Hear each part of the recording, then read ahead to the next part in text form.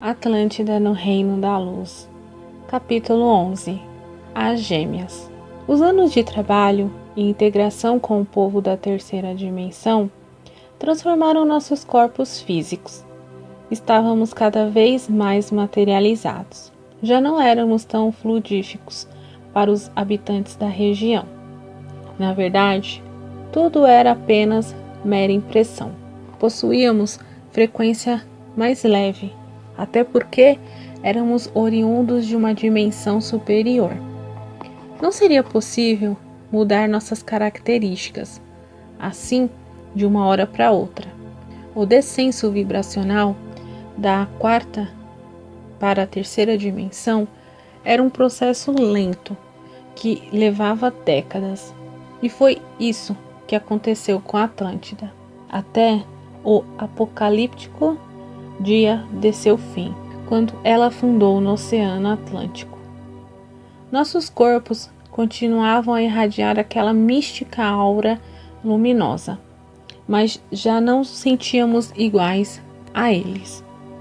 Talvez tenhamos apenas nos habituado e não percebíamos mais as diferenças. Nossa alimentação era basicamente obtida dos raios solares, assim como fazíamos na dimensão superior de Atlântida. Bebíamos líquidos e nos alimentávamos raramente de frutas leves.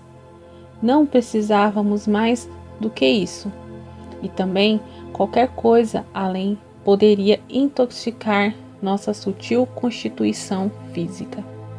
Entretanto, quando Evelyn se aproximava e abraçava aquelas crianças que a adoravam, era impossível não perceber sua aura luminosa irradiando o mais sublime amor.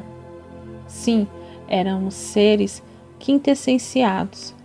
O povo no mundo primevo apenas resolveu tratar-nos como iguais para deixar-nos mais à vontade.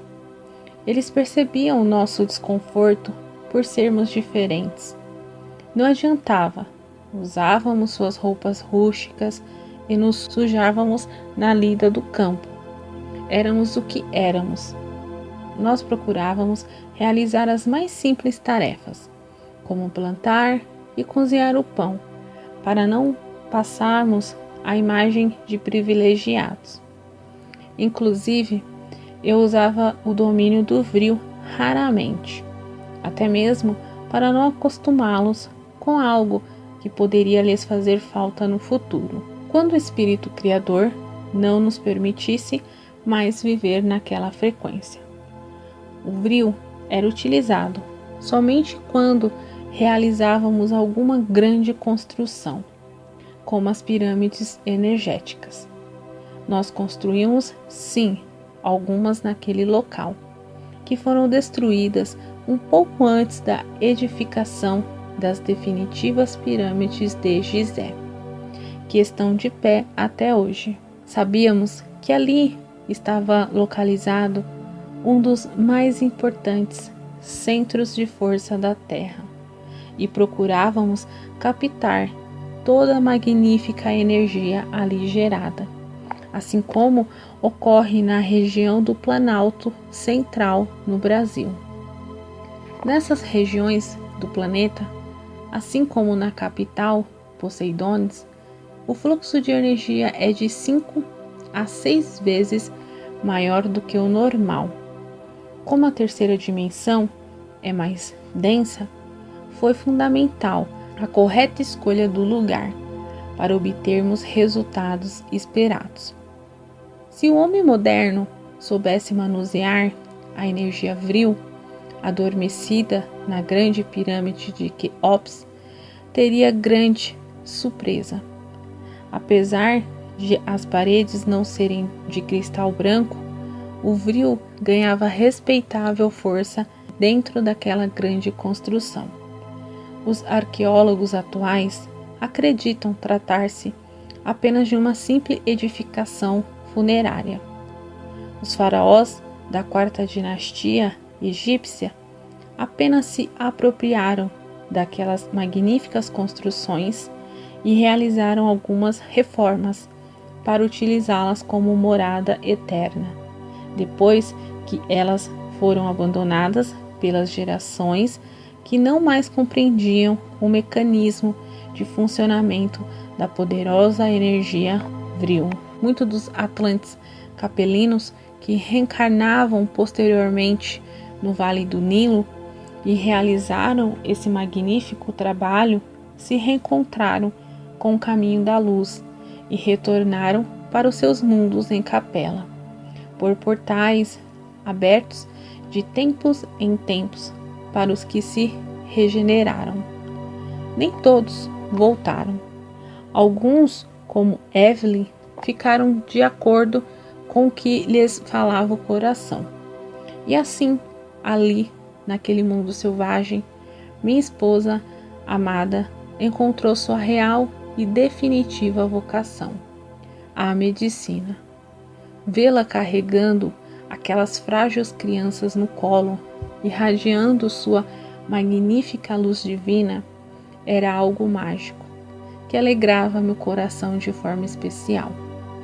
Nem sempre o Vril era suficiente para curá-las ou amenizar suas dores. Em alguns casos, tínhamos que realizar profundos comandos hipnóticos para quebrar as cadeias inconscientes de autopunição. Nas camadas mais primitivas do cérebro humano, aqueles espíritos descarregavam inconscientemente toda a sua dor moral e se flagelavam por terem vivido em situação criminosa em seus mundos anteriores no sistema de Capela. Além de alimentar doenças orgânicas, esse estado de espírito causava preocupantes distúrbios psicológicos às novas gerações da Terra e da terceira dimensão. Era bem comum termos de atender crianças e adolescentes em profundo estado de depressão e tristeza. Algumas, inclusive, com impressionantes tendências suicidas. O amor incondicional de Evelyn foi um bálsamo curador para a alma enferma de muitos dos capelinos que iniciavam no planeta azul, mais uma etapa de sua evolução infinita. Com sua fala carinhosa e tranquila, Evelyn consolava Adão e Eva, muitos deles que haviam mordido a maçã do pecado e perdido seu paraíso. Toda fenda sempre tem um fundo de verdade. Evelyn realmente tinha assumido para si o papel designado aos Atlantes capelinos, auxiliar no desenvolvimento dos povos do mundo primevo. E esse seu comportamento focado no caminho da luz a fez conquistar uma evolução reta, sem desvios, obtendo 100% de aproveitamento em suas encarnações na Terra. Hoje, ela encontra-se nas mais altas esferas espirituais da Terra, trabalhando ao lado de mestres como Jesus, Saint Germain, Hermes, Ramats, Akhenaton, entre outros. Ela escolheu o verdadeiro caminho para a felicidade. Ao vê-la assim, de forma digna e amorosa, trabalhando pelo bem dos necessitados, meus olhos ficavam umedecidos de emoção e me faziam compreender a bênção que eu tinha recebido ao esposar por mais de uma vez aquela mulher maravilhosa. Assim, agindo naturalmente e nos integrando à comunidade pouco a pouco, eles deixaram de nos ver como os deuses e passaram a nos tratar como irmãos que apenas queriam auxiliá-los, sem esperar nada em troca. Isso muito nos alegrava. Esses simples momentos em meio a um povo que não compreendia nossas profundas reflexões filosóficas faziam-me feliz. Algumas vezes eu parava minhas atividades e ficava observando Evelyn de longe. Sim, ela era o amor da minha vida Seu carinho com as crianças e idosos me envolviam em profunda paz. Uma suave terapia de irradiação para todos nós. Evelyn transmitia amor por onde passava. Isso era fato. Nesses momentos, eu me aproximava dela e sussurrava em seu ouvido a frase que lhe dizia desde criança: estou a meio caminho do paraíso. Ela sorriu sutilmente, sem perder a atenção em suas atividades. Depois dirigia-me significativo olhar que eu entendia perfeitamente pela linguagem telepática. Em seus olhos eu li a frase "Eu te amo", carregada da mais pura energia que esse sentimento pode nos trazer. Somos seres integrais e completos. Não dependemos de uma suposta alma gêmea para sermos felizes.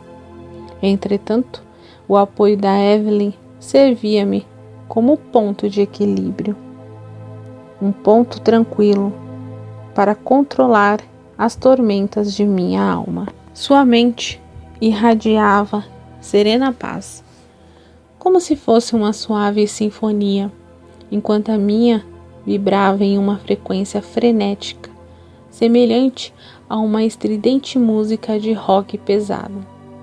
Quando ela se aproximava, parecia que as tempestades internas que habitavam meu ser cessavam, como por encanto. Seus gestos delicados, a voz serena, a ternura no olhar, o equilíbrio da alma, mesmo em momentos de grande tensão. Tudo nela era perfeito e servia como bálsamo que aliviava minha alma torturada por traumas inconscientes que eu não conseguia acessar. Isso me causava insegurança. O medo de perdê-la tornava-se mais intenso. Na verdade, eu era como os pacientes que tratávamos. Apenas tinha nascido no berço de ouro da grande Atlântida, em uma frequência superior, mais perto do céu. Mas esse sentimento de angústia logo passava e eu pensava que não precisava me preocupar-se com nenhuma desgraça. O perigo estava em Atlântida. Parecia que o povo da terra de Poseidon havia nos esquecido. Em alguns dias eu ficava olhando o mar, desejando ter uma nave que me levasse de novo até a grande ilha, para rever os familiares queridos, saber notícias dos amigos e dos rumos que as coisas estavam tornando naquele paraíso sagrado. Será que a guerra tinha sido deflagrada? Como seriam os combates, utilizando o vril ou homem a homem, como nas sociedades primitivas? Muitas perguntas habitavam minha mente. Éramos uma sociedade com amplos recursos de telecomunicações.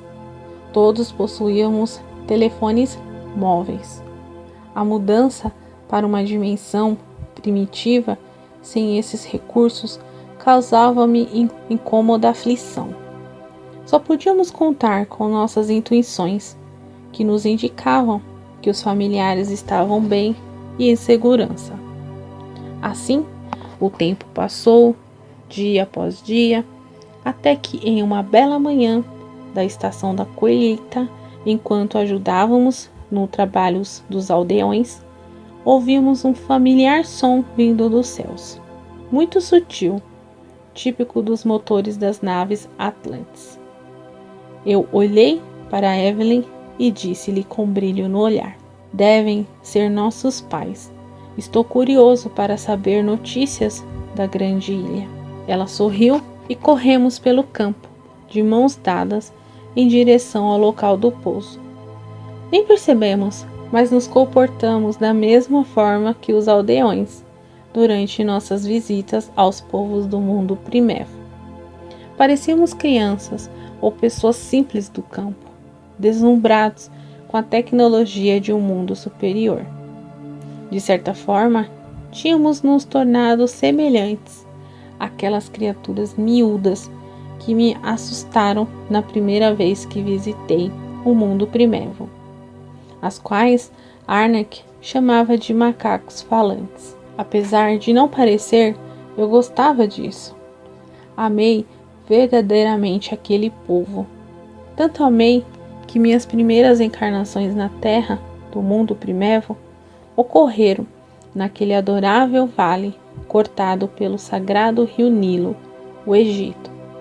No entanto, o que mais nos chamava a atenção não era a aeronave, e sim seus passageiros. Pouco depois, nossos pais desceram pela rampa do veículo e correram para nos abraçar.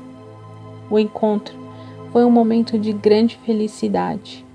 Abraços, beijos, muitos sorrisos, olhares luminosos. Naquele instante de extrema felicidade, minha aura voltou a vibrar de forma mais intensa, e os aldeões perceberam que, na verdade, apenas tínhamos nos apagado temporariamente. Aquela era a nossa natureza, a natureza divina, segundo eles diziam. Estranhei a tranquilidade e o despojamento de Nasser. Então, brinquei com o grande mestre da paz, dizendo: Mestre Nasser, quanta tranquilidade! Nem parece o preocupado administrador da grande ilha que conheço. Ele me abraçou com carinho e falou: Meu filho, fui obrigado a uma aposentadoria forçada. Agora estou me dedicando à formação dos discípulos que enviaremos para terras como esta. Folgo em saber que, apesar da tragédia que está se abatendo sobre nossa pátria, vocês estão realizando trabalhos de luz. Mas as emoções não tinham acabado. Quando estávamos nos retirando para a grande varanda do templo, local mais acolhedor para conversar com as visitas, por causa do forte sol do fim da manhã, surgiu na rampa da aeronave 2 pequenas meninas com aparentemente 4 anos de idade, acompanhadas de uma mulher que deveria ser a babá. As meninas eram lindas, 2 gêmeas que me magnetizaram instantaneamente. Nunca vira algo semelhante. Elas eram exatamente iguais, gêmeas univitelinas, mas uma era loura e a outra morena. O que as diferenciava era o tom da pele e a cor do cabelo e dos olhos.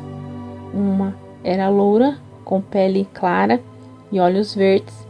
Notava-se de imediato que era extrovertida e sorridente, uma artista nata, viria a se tornar uma grande pintora e atriz.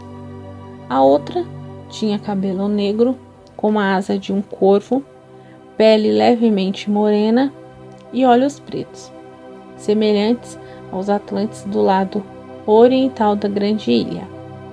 Essa era tímida e muito cerebral. Sua profundidade era algo notável, dona de um olhar que eu jamais esquecerei. Ela escrevia como poucos, compunha poesias belíssimas que tocavam a fundo a alma. Quando se declarava, com sua voz serena e sensual, impregnada de sentimentos intensos, levava-nos a um mundo todo seu. As 2 trajavam belos vestidos brancos com sandálias douradas. Na cabeça, usavam a sempre tradicional tiara de flores, utilizada pelas moças atlantes. Elas então viram-me, soltaram-se das mãos da babá e correram para meus braços. Eu fiquei surpreso com aquela reação e me ajoelhei para abraçá-las. Ártemis sorriu e disse-me: Andrei, essas são Sol e Lua. Desde cedo demonstraram espantoso domínio sobre o brio, assim como você e Evelyn. A poderosa mestra do 5º elemento ajeitou os cabelos e disse, com pesar, irradiando doce energia de seus olhos acidentados: algo cada vez mais raro. Os imortais parecem estar restringindo o domínio sobre o Vril. Essas meninas foram as únicas nos últimos 12 anos que nasceram eleitas para manipulá-lo. E como você ficaria espantado com o que elas podem realizar? Eu olhei admirado para Ártemis e falei: notável, minha mãe, mas como elas podem estar aqui no mundo primevo, sendo assim tão novas? Eu e Evelyn demoramos muitos anos para conseguir essa autorização. Christ passou a mão em meu rosto e falou: meu filho, você não imagina o que está acontecendo na grande ilha. Os tempos agora são outros. Na verdade, essas meninas precisam ser escondidas de Gadeir e Atlas. Eles estão sempre à procura de sacerdotes do Vril, para auxiliá-los na guerra que parece não ter fim. Atonis abaixou a cabeça, triste com a situação que sempre tanto lhe afligiu, e completou: sim, Andrei, até nós estamos sendo ameaçados por não apoiarmos Gadeir, mas já temos uma solução. Vamos nos retirar para as montanhas de Kandur. Lá criaremos com o Vril um campo energético para não sermos descobertos pelos homens ambiciosos que desejam utilizar o poder do quinto elemento para o mal. Estabeleceremos nossa escola para preparar aqueles que levarão nosso legado para o mundo primevo, quando a terra de Poseidon sucumbir definitivamente, conforme previsto pelos imortais. Eu fiquei pensativo, refletindo sobre o perigoso rumo que nossa nação tomava. Mas, uma vez aquele desejo de voltar à Atlântida tomou conta de mim. Perdido em meus pensamentos, fui trazido de volta por uma voz angelical. Era Sol, a lourinha extrovertida, chamou minha atenção, sem timidez nenhuma. Naquele instante, até acreditei que ela não sabia o que estava dizendo. Com sua mãozinha acariciando meu rosto, falou: Andrei, nossa grande mãe, Ártemis, disse que você é um dos maiores sacerdotes do Vril que nossa terra já conheceu. Eu e minha irmã queremos que você seja nosso mestre e esposo. Você aceita? Eu fiquei espantado com aquele pedido direto do Sol e ainda mais confuso com o olhar penetrante de Lua, que parecia analisar os detalhes mais íntimos da minha alma. Verdadeiramente me senti nu na presença daquele doce olhar. Todos riram com a manifestação espontânea do Sol. Eu respondi então: claro, minha lindinha, vou ensinar-lhes tudo o que sei. Porém, lamento, já sou casado com Evelyn. Contudo, ficarei muito feliz se vocês me considerarem como um pai. Pai e mãe são aqueles que educam. Ártemis não é minha mãe biológica, mas a chamo assim, porque me ensinou tudo o que sei. Ficarei muito honrado de ajudá-las em sua formação, meus anjos. As duas beijaram meu rosto ao mesmo tempo, uma em cada face. Depois ergueram as mãos e Sol falou em tom solene: prometemos honrar seus sentimentos e jamais desapontá-lo. Você poderá sempre confiar em nós. Morreremos para protegê-lo, hoje e sempre. Assim prometemos. As duas fadas mágicas, mas por Sol ser mais extrovertida, chamava a atenção de todos para si, enquanto Lua era completamente imprevisível e misteriosa. Sol atuava no palco, enquanto Lua encantava nos bastidores. Sol irradiava sua aura dourada, enquanto Lua vibrava em esplêndida luz prateada. Em seguida, Lua falou em um tom angelical, quase mágico e sedutor, com aquele olhar digno de uma fada encantadora. Sua voz serena e delicada magnetizou-me de forma especial. Sim, nós prometemos. Confesso que que naquele momento fiquei até encabulado e preocupado de que aquela conversa das meninas chateasse Evelyn. No entanto, minha esposa era um espírito muito superior e o ciúme jamais habitou em seu coração. Todos apenas rimos e ficamos magnetizados por aquelas duas fadinhas encantadas. Evelyn se aproximou e beijou o rosto das meninas. Ela foi muito bem recebida, abraçada com verdadeiro carinho. Isso me deixou feliz. Abracei as três dizendo: "Veja, Evelyn, são nossas filhinhas queridas. Deus nos abençoou. Espero que vocês apreciem a estadia neste mundo." Christie demonstrou-se sufocada com o clima árido da região e perguntou: "Podemos conversar na sombra?" "Claro que sim." "Vamos, devem estar bem desambientados com a frequência da terceira dimensão. Vamos sentar-se na varanda."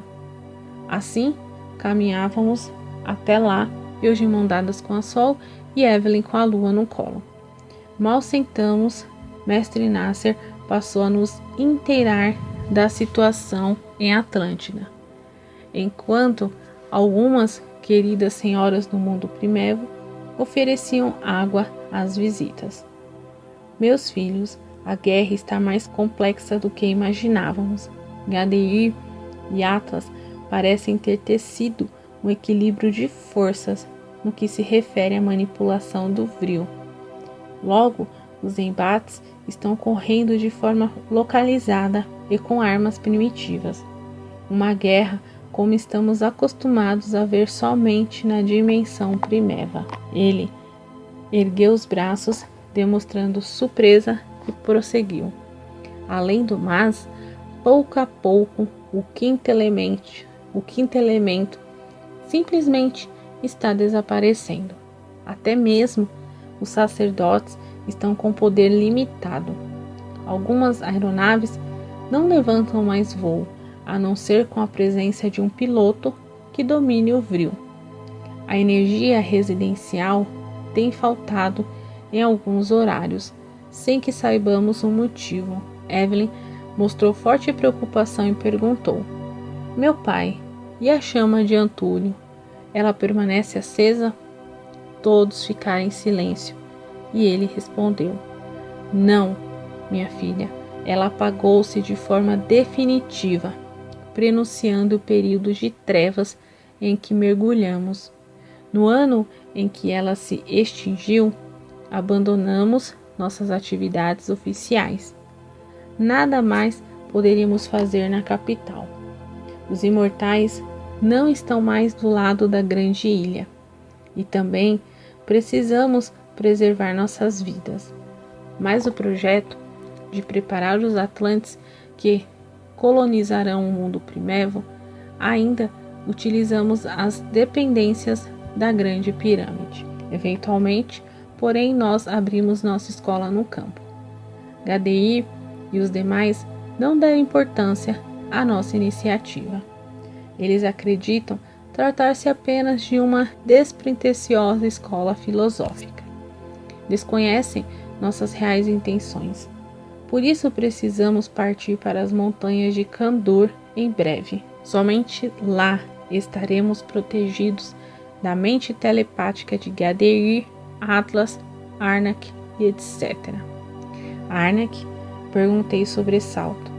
Artemis abraçou-me com carinho e falou: Sim, meu filho. Ele se tornou um guerreiro das sombras. Eu tentei dissuadi-lo, mas ele me evitou em várias ocasiões. Nem ao menos olhava em meus olhos. Gadeir o fascinou, fez-lhe promessas de que garantiria a sedução de uma moça que não se entregou aos galanteios dele, quase o enlouquecendo. Você sabe como Arnak é fraco para as questões sentimentais e sexuais. Eu concordei, com um olhar decepcionado, enquanto Evelyn abraçava sua mãe e dizia: Sim, compreendemos, mas vocês deveriam ter nos avisado antes. Vamos voltar com vocês para ajudar nessa tarefa. Não podemos deixá-los sós entre os lobos. Nasser interveio dizendo: Não, minha filha, vocês devem ficar. Já tivemos 2 enfrentamentos com Gadeir.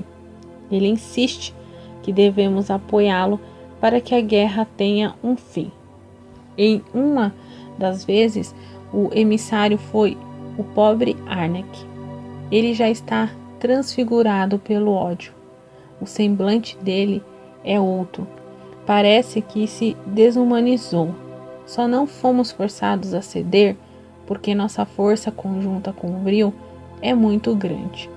Para eles nos enfrentarem é porque também não temos vocação para usar a grande energia para o mal. Eles acreditam que esse argumento é uma desculpa, mas realmente não conseguimos fazer o mal. No entanto, temo por vocês, Andrei. Tem laços muito fortes com Arnak e Rio. Eles podem seduzi-lo para o lado sombrio. Christian então segurou em minhas mãos e falou: Meus filhos, nós fizemos essa viagem também para pedir-lhes um favor. Gadeir já percebeu que as gêmeas têm algum poder com o Vril e se insinuou com a intenção de criá-las. Não sabemos por quanto tempo poderemos evitar que eles nos tirem a guarda delas. Vocês sabem como são as leis em mundos que se encontram em declínio moral. Elas atendem aos interesses dos poderosos. Por isso, as trouxemos. Queremos que vocês cuidem das meninas até nos estabelecermos definitivamente nas montanhas de Kandur. E isso será muito em breve. Estamos nos afastando dos acontecimentos da grande capital Poseidones. Imediatamente, puxei as 2 meninas para o meu colo e falei: Não se preocupem quanto a isso. Jamais permitirei que esses anjinhos terminem nas mãos de Gadeir. As defenderei com minha própria vida. Enquanto estiverem aqui, ensinar-lhes tudo o que puder sobre o 5º elemento. As 2, então, aninharam-se em meu peito, pedindo proteção. Os mestres da paz sorriram e Ártemis falou com severidade: Andrei, ensine-as somente as aplicações básicas. Elas são muito novas para deter nas mãos o amplo poder que o Vril pode oferecer. Ainda desconhecemos os limites delas. Creio que serão sacerdotisas com enorme potencial, mesmo com o declínio do 5º elemento no mundo. Concordei com o gesto e disse-lhe com seriedade: Sim, minha mãe. Darei a elas a educação similar à que recebi. Alguns dias depois, nossos pais retornaram para Atlântida. Eu e Evelyn, de mãos dadas com as gêmeas, acompanhamos a partida, com um aperto no peito. O futuro da grande ilha era incerto, e a sensação de impotência frustrava-me. Eu era um astro, necessitava brilhar, precisava estar no palco onde as coisas aconteciam. O exílio no mundo primevo causava-me infinita tristeza, mesmo estando ao lado da mulher amada. Nos dias seguintes, sob o olhar atento de Sol e Lua, resolvi criar um espelho mágico para acompanhar o que acontecia em Atlântida, mesclando o poder do Vril com a energia telepática. Era uma forma de eu controlar a ansiedade. Se eu soubesse o que estava acontecendo no continente atlântico, talvez conseguisse viver em paz no mundo primevo. Então, brincando com as meninas, eu lhe disse: Prometam que não contarão para Ártemis sobre isso, hein? Ela não quer que fiquemos com o pensamento sintonizado com a terra de Poseidon, para não alertar Gadeir. Mas não posso ficar aqui sem notícias. Preciso saber o que está acontecendo por lá.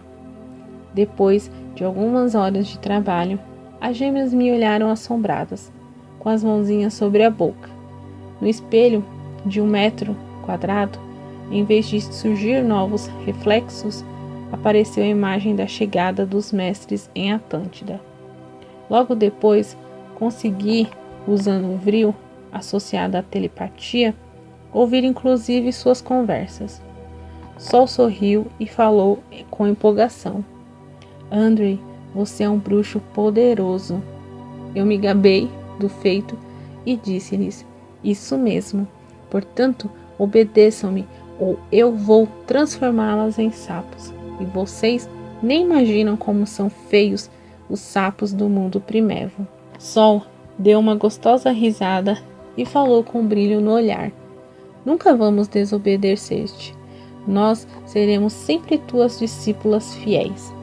Eu passei a mão em suas cabeças e cruzei o olhar com Lua, que falou com seu tom de voz profundo e envolvente.